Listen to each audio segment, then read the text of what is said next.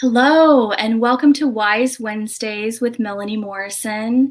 We are approaching Winter Solstice, and I am so excited to have a good friend of mine who is coming on to share with her knowledge and experience with Winter Solstice, Carole Thomson. Winter solstice to me is a really special time to reflect. It is the darkest time of the year, which means it's a great time to just go within and look at maybe for me, what I need to let go of, what I need to release. It almost feels like a little mindful reset button. Carole Thomson has been leading women's groups in the winter solstice celebration. In Verado, she's now moved, but her energy is so deeply embedded in winter solstice during this time. I wanted to bring her in and let her tell you a little bit about how she celebrates winter solstice and what the meaning is for her. So welcome, Carole. Hi, thank you so much, Melanie. I'm Carole Thomson. I am a proponent of winter solstice with the changes that come from within.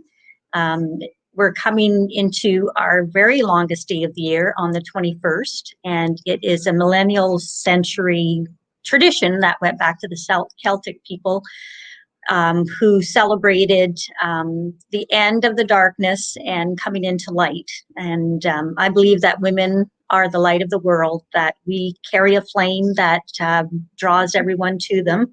And even when we're in the darkest moments, which I've had a very dark year as my husband passed January 30th, we were celebrating our 35th year. The man of my life, the man of my century, and I'll see him at some point in time on the next side. He's with the light right now, and I do have a lot to be thankful for. It's been a difficult time, but we're moving forward and coming out of darkness. And my light is getting brighter, and I hope it's a beacon for others. Winter solstice, traditionally you celebrate as the sunrise comes up, and it is a blessing, a time of blessing, a time of renewal, a time of hope, a time of giving to others, being that light for others in the world. I would like to read to you the winter solstice prayer. It is a child of promise. The sun is reborn, bringing hope to darkness of the forlorn. Death has been left its mark, and that's for sure this year of 2020. The tides of darkness turn. We know the days will now grow long. The holly and the mistletoe adorn the fir tree, symbolizing life, friendship, and festivity.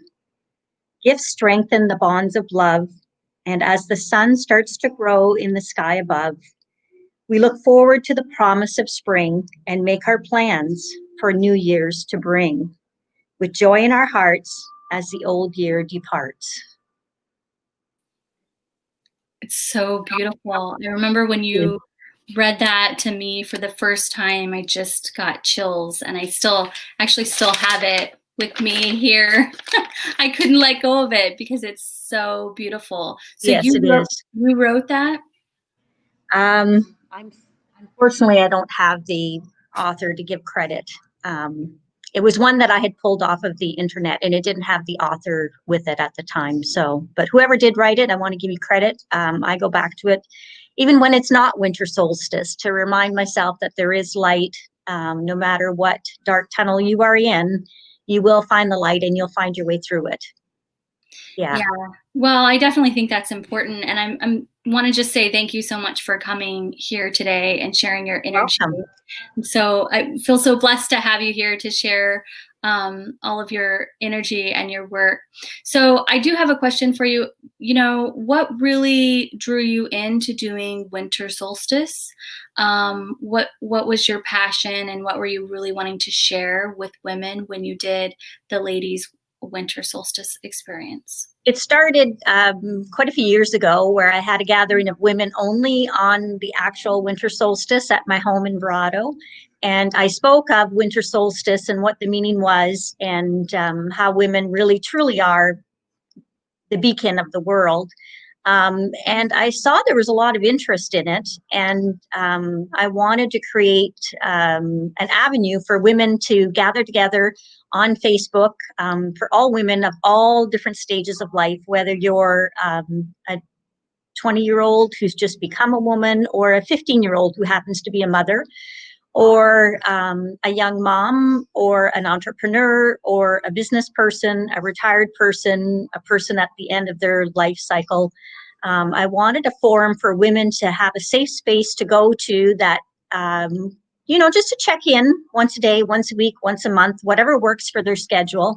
And we had inspiring messages on there for you, and they could comment and communicate with myself or with others, and just to be there for other women.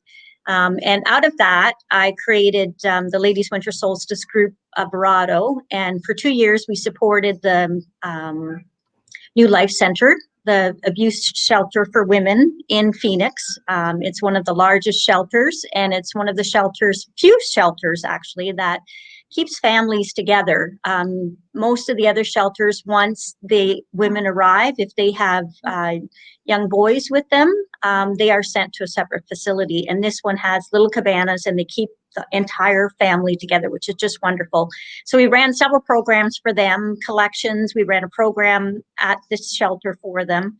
And then after that, I moved on to supporting the arts in the West Valley Arts Council, and we ran some drives for them as well. And unfortunately, when my husband passed, I sold the house in Verado, so now I'm back in Canada. And actually today, while I was driving, I was thinking about our time together today, and I feel ready to start giving to the world again. I've focused, solely on myself, and trying to learn a lot of new things that my husband Gary handled for us personally and for the company. So it was a really large learning curve for me, and difficult days, difficult months. But once you know it, and you just move forward. So I feel that I'm ready to start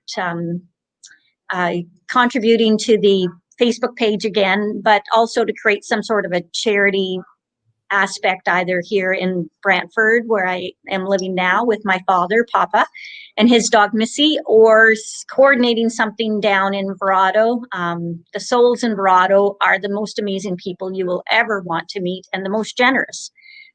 So I feel like I'm ready to move back to where I was and be a positive light for others, and to give to the world. So, yeah. Well, I think that's so wonderful, and definitely a bright light you have been to me and to many other women here. So I really feel like when I looked at winter solstice, it really felt like there was this connection between the cycle of a woman's life Yes. and the cycle of the seasons. So for me, I felt like the more I could connect with the seasons, the more I accepted my own personal life cycle. Right. And then what was also interesting to me is that when I would look at the seasons I really struggled with, it seemed to reflect with the seasons I struggled with in my life. Right.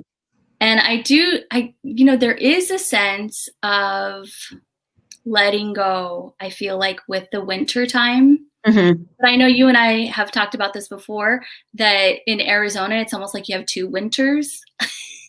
So, like, fast track, letting go, and restart. Yeah. Because in the summer, there's a lot of the plants around here that do die because of the heat. Mm-hmm. So it almost feels like I have a winter, and then I have like a Phoenix rising energy, which fits with the name Phoenix. Right. But the summertime is a hibernation for people as well, like it is in the cold climates area of the world, because it's so hot. You hibernate in your own house. So you do have literally 2 winter hibernations. The as you say, the first cycle is really quick because the warm weather comes again. Yeah. So Yeah. So, but this particular winter solstice, I feel like has an extra significance it because of does. all the things that we've let go. And like you were saying, you lost your husband, and he was such a valuable part of, who you are and your connection and your Right. support system. Hmm. And so many people have lost uh, the foundation of what they normally count on. And so, Exactly. Whether it's a family member or a friend or a job. There has been a lot of changes in this year, but I believe that there is going to be positive coming out in the new year. We are going in this year in particular. Jupiter and Saturn are going to be aligned, so it's going to give us the rare star of Christmas. These planets are closer to the Earth's night sky than since 1226 AD. So even though we've had a terrible year, there is hope and there is light coming. Um, we're getting the vaccine out now. So that in itself is the biggest positive that the world can have, so that we move out of this pandemic and we can all reconnect. But while we all withdrew into our own tunnels and darkness, we found ourselves as well. We found that we weren't so committed or connected to the outside world. So we had to go inward into our own souls and find what it is that was truly important to us, and what made us tick and what gave us joy. And I think it simplified the world, which I don't think is a bad thing. Um, Things were running so fast, and moms were so busy with their kids doing one thing, and then one child's in one thing and another child's in another, and they're had a calendar with 1,000 appointments on it, and it sort of put a stop to all that, and it really made us appreciate each other. If it had not been for my friends and my family, I never would have made it through this. And a special thank you to my sister-in-law and brother-in-law, Pat and Bruce Burnett. They were my rocks. They saw me through. yeah, Yeah. I mean, and we always hear about like the bad news and when people are not so loving, and it's always good to remember that there are those little specks of gold that we There find. always is. They're there. They're Yeah. shining.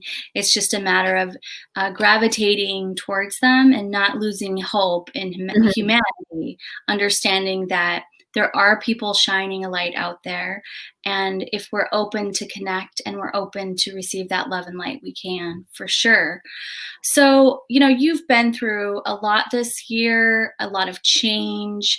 If you can just, and I feel like that's relevant, that's significant. A lot of people have been through a lot of change Yes. this year, and if they haven't lost a loved one or a pet or somebody really close to them, they have definitely probably um, rediscovered themselves, or kind of removed pieces of Right. identity and are now reinventing who they are. So I know that we all kind of travel through these dark and light places. Did you have like a specific, or do you have a specific practice that you feel like really helps you during this time, during these type of times? I mean, because that's what's happening. We're talking about winter solstice, and then we're talking about dark times, and it sounds quite heavy, but it's just a part of the cycle. Right. Also, so as we kind of move into the darkest time of the night, it's nice to think about and talk about like what it is that helps you see that light at the end of the tunnel. What kind of Mm. practices get you through the days that feel like walking through mud? Yeah. Do you have a specific practice that you'd like to share? Yeah. Well, first, I have a beautiful picture of Gary. Thankful to Gary Gable and Carla, who had a picture. It was when he won the pickleball tournament, and I have that large poster beside my bed. So every morning I wake up and I see my beautiful soul of a husband. And then I read my devotional. I have a daily devotional. And then I have these beautiful cards that my sister gave me. And it's on each card is a little message about dealing with grief and hope and moving forward and light. And so I will pull a different card every morning and read it and reflect upon it. I'm going to read you my favorite one and then I'll pull one. My favorite one, it says, hope is the thing that with feathers that perches in the soul and sings the tune without the words and never stops at all, by Emily Dickinson. So I'm just going to pull a card and we're going to see what it has to say. Pain is never permanent, by Saint Teresa of Avila. And it's true. Pain is never permanent. I thought that the pain would never stop, as it was 24/7 at the beginning. And I have some pain every day, but I have more joy, more memories, more love, more appreciation, and more gratitude for the 35 years that I had with my beautiful husband, and all of the adventures, all of the houses we built, our calamities, the house burning down, businesses closed, just different things that happened, health events. And I'm sure that every single person in the world could have memories like that of their significant other or of a family member who passed away. So as you go through the steps of grief, and I jotted these down, these are not necessarily the steps of grief by psychologists or people who have studied it, but these were my steps of grief, that it wasn't fair. Gary had so much more to give to the world, and he was my Gary, and it wasn't fair that I lost him. Shock. I'm still in shock. I still can't believe it. Despair. And as I spoke, I felt like I was in a very dark hallway for a long time. Anger, a lot of anger. Love. Love came forward, and it brought back the light. Sadness at the lost future. And as I moved forward, appreciation for what I had, for what he gave me, for who I am, for what I learned from him, even though I didn't know I was learning. I am amazing with tools, and I have built so many things. I said to my daughter, that Angela Chartrand, that I was going to build some things, and she was thinking of a birdhouse or a bench or a shelf. I built a deck. I've built a demising wall. I've built a storage area. I've built planters, and I've got plans for a bunch of other things. So I've used, I think, every tool that we have, and I love it. I feel like I am communing with Gary when I'm outside using my tools, trying to figure it out. Papa has been able to help me.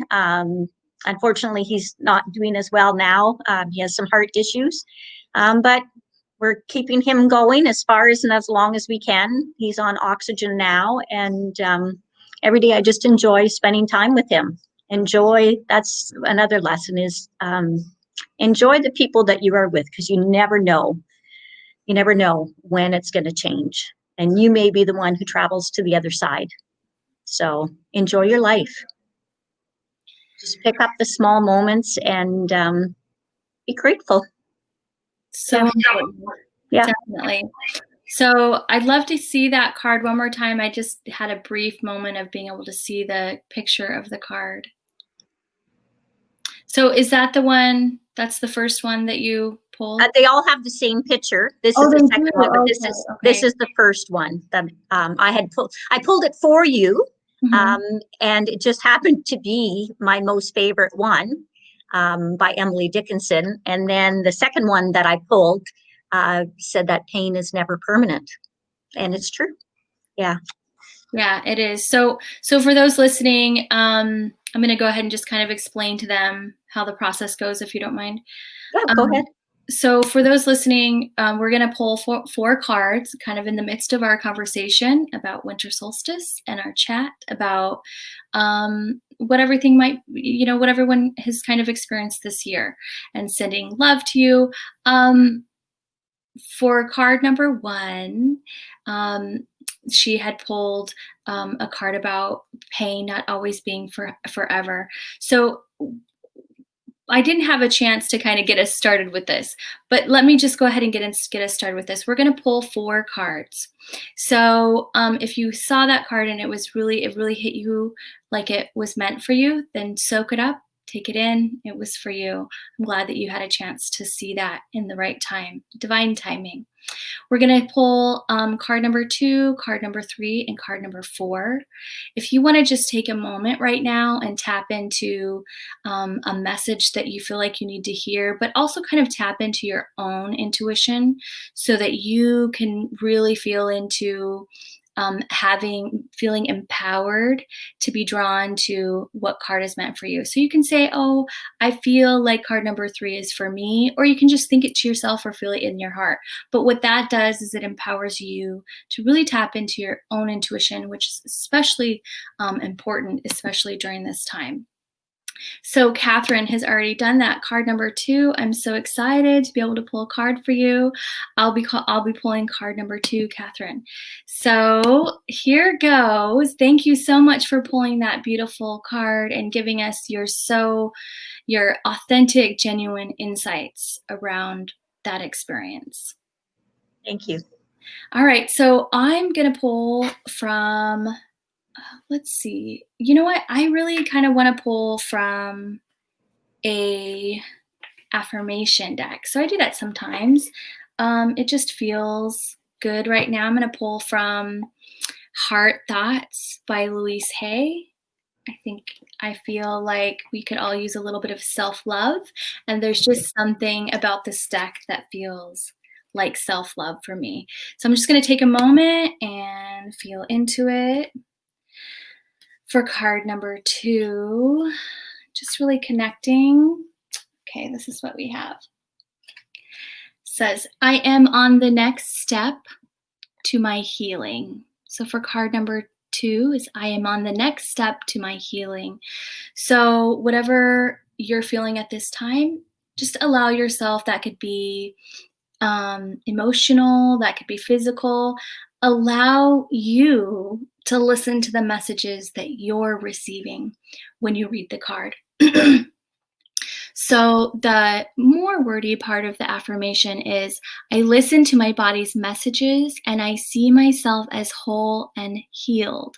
I'm taking responsibility and am aware that there is something I can do to change. So I do love that message so much. It certainly does speak to me. But that's the card number 2. And just really tapping into that energy of being on the next step to your healing. Did you have any additional insights? It's always fun. Sometimes I'll read a card and you might get an added insight. Did you have any thoughts? For me personally, that's very apropos. I do feel like I am on the next level of healing, and that, as I said earlier, I'm ready to start giving to the world again. So it was a process, but I do feel that grief is in stages. And tomorrow I could be right back at the beginning, or I could be 10 steps ahead. And all of those are okay. I'm grateful that we're going to be coming out of the darkness. And I do plan on getting up and watching the sunrise on the 21st. Might be a little bit cold here, but I've weathered the winter before. I've gotten ready. Yes. So I am planning on and just reflect on the past year and how it has affected you. Put positive energy into the world, because what goes around comes around. And this was something I jotted down this morning. One of the happiest moments in life is when you find the courage within yourself to let go of what you can't change. I can't change the fact that my husband passed away. I can't change the fact that my papa's sick. But what I can do is I can take every day and have gratitude for the moments of the day, and to look at the day with a positive aspect. It doesn't mean that I'm a silly, happy-go-lucky, grinning ear to ear all day long, but within myself, I am grateful, and I have light. I have light to give to others. That's beautiful. Just finding those little bits of joy Mm-hmm. that we Yeah. can get to the next moment. So Catherine commented, she says, oh my goodness, I am healing and feeling in the cracks. Yeah, I I love that. love that. She says I that. love that. Feeling in the cracks. That's a good one. Mm-hmm. That's beautiful. So for card number 3, I'm going to have you pull that card from your, and if you want to tell a little bit about the deck that you have today. So this deck was given to me by my sister. She had come for a visit to see me and Papa, and she saw how much I was struggling. And on the next visit, she found these cards and brought them to me. They came in this really pretty organza bag, which I keep them in at my desk, at my nightstand, I mean. And they're called Life After Loss Daily Quote Cards. 30 quotes to help you healing, compiled by Pink Gazelle Productions. And visit us at pinkgazelle.com. And on the back, it's weekly words of wisdom, but I use it on a daily basis. Perhaps in the future, I'll use it weekly, but I do find it helps to focus me in the morning, set my intention for the day. And when you celebrate winter solstice, set your intention of what you want the day to bring and what you want the month to bring, the year to bring, and work towards those goals. So this is the deck here. So I'm going to shuffle them up. And do you want me to read the other one about the uh, Emily Dickinson, which I just shuffled in? So we're going to have to pull a whole new card. That's okay. That's good. Okay, so we're going to pull a card here. Pick one. Oh, it's the one I already pulled. Oh, this is Rumi. I love Rumi. Goodbye is only for those who love with their eyes, because for those who love with the heart and soul, there is no separation. So remember that. Goodbye is only for those who love with their eyes. And if you only love with your eyes, you only see the external. You don't feel the being inside. Because for those who love with the heart and soul, there is no separation. Rumi. Yeah, that gets you right there. It does. Yeah. That's a good one. Wow. Mm-hmm. Yeah. So interesting. And I just pulled the 4th card as you were talking. Okay. So I pulled it from this fairies deck. And interestingly enough, I pulled the letting go card. So it makes sense to me. I certainly have been feeling that a lot. I'm letting go of a lot of things energetically. You know, anything from as basic to just letting go of like some physical items that I need to get rid of, Right. to letting go of expectations and letting go of perhaps relationships or just changes. So I really love that particular picture of her just letting go. It's like, you know, so many times we might ask the universe for something, Right. but if we're just hanging on to it and holding it, then we don't give that opportunity for the universe to come in and give it to us because we're holding on to that, Right. that You're not. past, right? Yeah. So that, I think that also speaks to me of just letting go. I don't know, you know, I think everybody practices winter solstice in a different way. Personally, the kids and I get up. So I'm going to share a little story actually, because I thought of it and it was an important story. So one particular year, so this has to do with letting go. One particular year, my daughter was a little bit slow getting up. You know, she's in her teens and she was doing something, who knows what. But what we do is we go for a walk and we walk until we can see that the sun is where we're going to be able to see where the sun can come up. And so I grabbed my son by the hand, my little one, he's young. I said, okay, come on, let's go, because I knew that the sun was going to be coming up.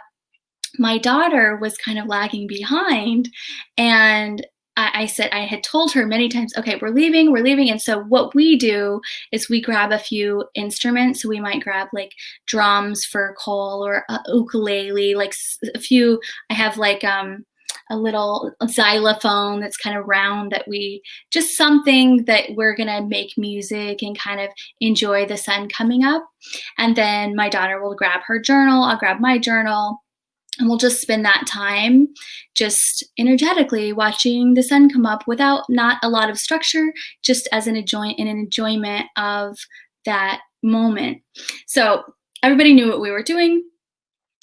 So I have my son by the hand, his little feet, pitter patter, and I'm pulling him along. All right, let's go, let's go, let's go, because I want to get to the place so we can see the sunrise. And he says, "No, Mama, we can't go. We have to wait for Sissy." And I said, "No, no, no, we're gonna go. The sun is coming up. If she wants to come and make it with us, she will run. She'll go. But we are gonna go ahead and go, and she will meet us there." And in that little moment, I kind of had an aha of, there were things in my life that I was doing, that I was holding myself back, kind of like waiting for my husband to catch up, or waiting for you, just I was holding myself in kind of a point in my life where I wasn't allowing myself to go further past that plateau, almost like I was going to leave someone behind. And when that happened, I don't know, there was just this little mini aha that went, that's it. I need to just go ahead and move forward and trust that whoever's meant to be there will be there. And it's okay for me to go ahead and go forward because I'm ready. So I just had to mention that because it really came to my heart with this letting go card. So just a small little example of how sometimes we just have to let go and step into where we're meant to be, even if it feels we're leaving somebody behind for a bit, because they'll catch up. They'll come and enjoy the sunrise in the right time. Very true. I love that story. So I do. Yeah. And I know that eventually, when my time comes, I'll be in Gary's light and he'll be in mine. But I feel that he's here with me still. And I will love him till the day I die and past. So, yeah, I'm looking forward to winter solstice. And as are many people, that the light is coming. And even in your darkest moment, you are a beacon of light to someone else. Imagine yourself as a light tower, and there's a million boats out there, and some boats are really bright and some are really dim, but somebody is following your light. You may not be aware of it. You don't know how you touch other people. Just try to give to the world, and as women, we create families and goodness and home and heart and love, and support each other and be encouraging to each other, and be kind. That's probably the best thing in the world, is to be kind. Yeah. well, and with that, I will let you pull the fourth card. Okay. So I'll go ahead and kind of let them know how it works. So for those of you who are just popping on now, we're pulling 4 cards. So we're on the 4th card. And if you really are connecting with this card, feel free to comment. You know, we're here to connect with you. We're having a conversation, but we'd love to hear your thoughts, your feelings. We'd love to send you good energy with whatever it is that you're letting go of, or whatever it is you're stepping in new this year. So, but we're going to pull the 4th card, and just set the intention that it's meant for the person that is coming on at this time, or if they're catching the replay, also something that they will find value in. All right. Here's the little deck of cards that my sister gave me, and it's for people who are going through grief. So I'm going to pull another card. It says, "We are healed of a suffering only by experiencing it in full." So grieving, and this is by Marcel Proust. And I agree with that. We are healed of a suffering only by experiencing it in full. There are days where I just work really hard so that I don't have to experience it, but it's still always there. So it's part of the experience, is to fully grieve, and that will allow you to move forward and come into the light. as we are on December 21st, winter solstice. I do love the winter, although I haven't spent many winters in Canada in the last 15 years.